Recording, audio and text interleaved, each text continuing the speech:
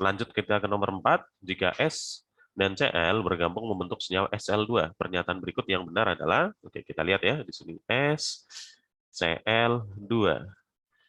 Kita lihat atom pusatnya adalah S. Jadi atom pusat itu cari yang jumlahnya paling sedikit, gitu ya. S ini ngikat Cl sebanyak 2. Berarti PEI-nya itu sama dengan 2. PEB-nya berapa? Kalau kita lihat ya, karena ditanyakan di sini beberapa yang tentang bentuk molekul dan sifat kepolaran ya. Ada polar non polar ya. Jadi kita cari PB-nya juga. S itu golongan 6 gitu ya. Dikurangi dengan jumlah PEI-nya adalah 2 dikalikan dengan 1 karena yang diikat adalah Cl. Misal nanti yang diikat O berarti pengalinya adalah 2 dibagikan dengan 2. Ya, Bapak catatkan nih. Rumus PEB-nya itu jangan sampai lupa. Elektron valensi atom pusat dikurangi dengan PEI dikali dengan elektron, kemudian dibagikan dengan 2 gitu ya. Oke, nanti kalau yang di-cut itu adalah O, maka elektronnya adalah 2. Selain ini, elektronnya adalah 1. Selain O, sorry, elektronnya adalah 1. Gitu ya. Nah, kalau kita hitung di sini, berarti kita dapatkan PEB-nya itu adalah 2. Gitu ya. PEI-nya 2, PEB-nya 2. Kalau ditanyakan yang A, gimana bentuknya? Kalau 2-2 berarti bentuknya adalah bentuk V. Nanti coba dicek, dicatat lagi ya. Yang B di sini non-molar. Tentu kurang tepat ya, karena dia punya PEB. Ya, punya PEB, berarti otomatis senyawa yang terbentuk adalah senyawa yang bersifat polar. Jadi B juga masih kurang tepat. Yang C, atom ini memiliki 2 pasang elektron bebas. Oke, sudah tepat ya di sini ya. Jadi tadi kita hitung tepat banget PEB-nya itu sama dengan 2 gitu ya. Kemudian orbital hibridanya adalah sp2. Oke ya. Orbital hibrida ditentukan dari jumlah PEI dan PEB atau Bapak sebut sebagai pasangan elektron. Itu adalah jumlah antara PEI yang ditambahkan dengan PEB. Totalnya adalah 4. Berarti kalau 4, kita masukkan orbital ini ke dalam kamar-kamar. Lihat ya, ada S, ada kamarnya adalah P, satu lagi adalah D. Itu ada 5 kamar. Karena di sini kalau kita lihat ada 4 pasang, pasangan pertama gitu masukkan ke S1, kan masih sisa 3. Urut ya ngisi kamarnya ya. P-nya berarti 3 gitu. Kalau nanti 5 berarti di D-nya 1 gitu ya. Jadi bentuknya adalah sp3. Jadi ini juga kurang tepat ya, sp2 ya. Tidak memiliki momen dipol ya. Polar itu punya momen dipol gitu ya. Jadi kalau dia polar berarti otomatis nanti momen dipolnya itu tidak sama dengan 0 gitu ya. Kalau yang momen dipolnya 0 atau tidak punya momen dipol itu berarti senyawanya adalah senyawa non polar seperti itu ya. Cukup ya nomor 4 ya. Oke. Bapak lanjut untuk ke nomor 5 di sini. Pernyataan berikut yang benar adalah, oke kita lihat di sini, ini ada beberapa apa ya senyawa ya, beberapa senyawa ya. Semuanya bersifat nonpolar. Oke. Pokoknya kalau nanti kalian ada hidrokarbon gitu ya. Pokoknya nanti kalau ada hidrokarbon yang terdiri dari C dan H saja, ingat-ingat ya, itu berarti senyawanya itu bersifat non-polar. Oke.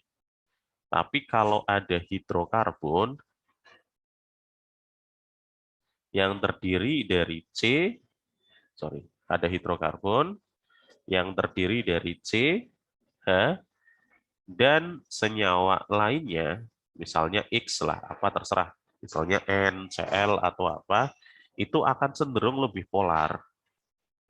Jadi kalau dikatakan di sini semuanya itu bersifat non-polar, itu kurang tepat ya.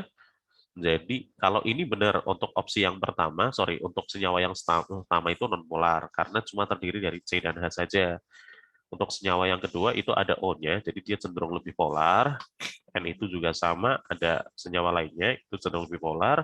Yang keempat di sini, itu nonpolar gitu ya, karena cuma C sama H. Jadi pernyataan pertama kurang tepat. Yang B di sini, senyawa 2 hanya senyawa 2 yang berikatan hidrogen dengan air. Ya, ikatan hidrogen itu adalah ikatan antar molekul. Ya, ikatan hidrogen adalah ikatan antar molekul, jadi bukan dalam molekul ya, antara unsur H dengan F,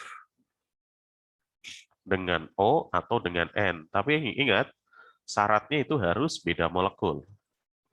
Syaratnya harus beda molekul. Jadi molekulnya nggak boleh sama tuh, harus beda molekulnya. Oke, kalau kita lihat di sini misalnya, 2 ya, 2 itu berpotensi sih kalau kita lihat memang, tapi tidak hanya 2 kalau kita lihat. Ini juga ada nih potensinya untuk senyawa yang ketiga nih. Ya, jadi tidak hanya 2, tapi 2 dan 3 harusnya. Gitu ya. Nah, senyawa 2 dan 3 dapat berikatan hidrogen dengan air. Ini yang tepat ya. Jadi kalau nanti dia membentuk ikatan hidrogen dengan air, misalnya ada H, O dengan H, Bapak ambil ujungnya saja di sini, yaitu CH2OH. Mungkin kayak gini ya nanti, CH2, gitu. Ini ujungnya, ada rantai lagi, ada O, ada H. Jadi yang ikatan hidrogen itu yang putus-putus kayak gini. Jadi jangan berpikir O sama H, yang ini itu ikatan hidrogen, itu enggak. Ikatan hidrogen itu beda molekul, gitu ya, antara H dengan O, atau H dengan F, atau H dengan N. Seperti itu. Untuk opsi yang C, kalau kita lihat di sini, senyawa 4 memiliki titik didih terendah, itu benar. Kenapa kalau kita lihat, urutan titik didih itu, nanti dibuka lagi catatan ya, biar lebih jelas lagi, Bapak jelaskan singkat aja. Urutan pertama itu adalah ikatan hidrogen. Jadi kalau senyawa tersebut punya ikatan hidrogen, pasti titik didihnya itu tinggi. Yang pertama. Yang kedua adalah, ada yang namanya dipol permanen. Dipol permanen itu interaksi yang terjadi antara senyawa polar dengan polar. Ya. Terus ada polar, interaksi antara polar dengan nonpolar. Yang terakhir adalah nonpolar dengan nonpolar.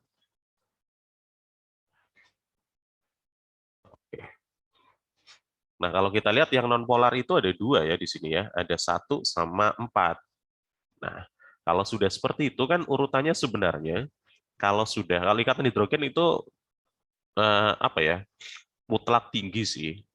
Hanya saja kalau nanti memang ada suatu polar gitu, senyawa polar atau non polar yang MR-nya memang besar, itu bisa memang eh, akan lebih tinggi titik didihnya gitu. Tapi kalau MR-nya itu sampai beberapa lipat kali lebih besar daripada MR ikatan hidrogen. Kalau di interaksi antara polar, nonpolar dengan nonpolar dengan nonpolar ini, itu kalau sudah misalnya kan kasusnya ini kan untuk nomor 5 ini, untuk 1 sama 3 itu kan sama-sama dia itu nonpolar gitu ya. Yang pertama yang kita cek itu adalah MR-nya. Kalau MR-nya memang ada yang lebih besar, berarti dia lebih tinggi tuh titik didihnya.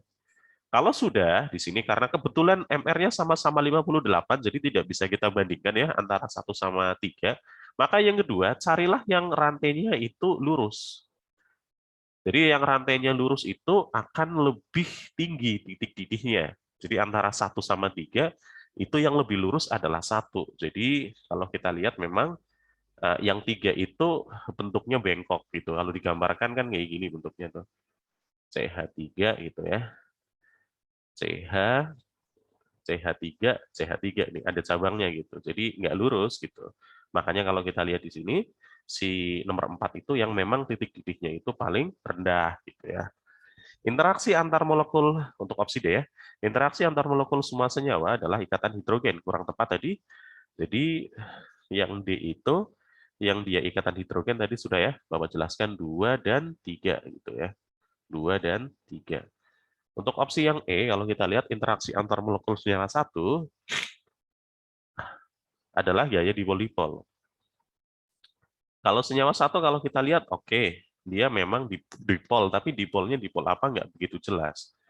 Jadi kalau misalnya nih polar sama polar itu nyebutnya adalah dipol permanen. Nyebutnya adalah dipol permanen. Sementara kalau polar nonpolar, itu nyebutnya adalah dipol sesaat. Ya. Kalau nonpolar sorry. Kalau nonpolar sama polar, itu dipol induksi atau terinduksi. Kalau nonpolar itu disebut sebagai dipol-dipol sesaat. Atau bahasa lainnya, nama lainnya adalah disebut sebagai gaya London. Seperti itu ya. Jadi kalau kita lihat di sini, tadi kembali ke sini, interaksi antara molekul senyawa satu itu adalah gaya dipol-dipol. Masih kurang kuat sih. Harusnya adalah dipol-dipol apa tadi? Nonpolar ya. Tergantung nanti dengan siapa. Kalau dengan sesama molekulnya, antar molekulnya itu berarti dengan nonpolar ya. Berarti dipol-dipol sesaat. Gitu ya. Ini kurang spesifik aja untuk yang nomor 5 opsi yang E gitu ya. Oke. Kemudian kalau nomor 6 ini apa ya, hujan asam mungkin hafalan aja ya. Jadi jawabannya adalah yang E gitu ya. Nggak usah Bapak bahas terlalu detail lah untuk nomor 6.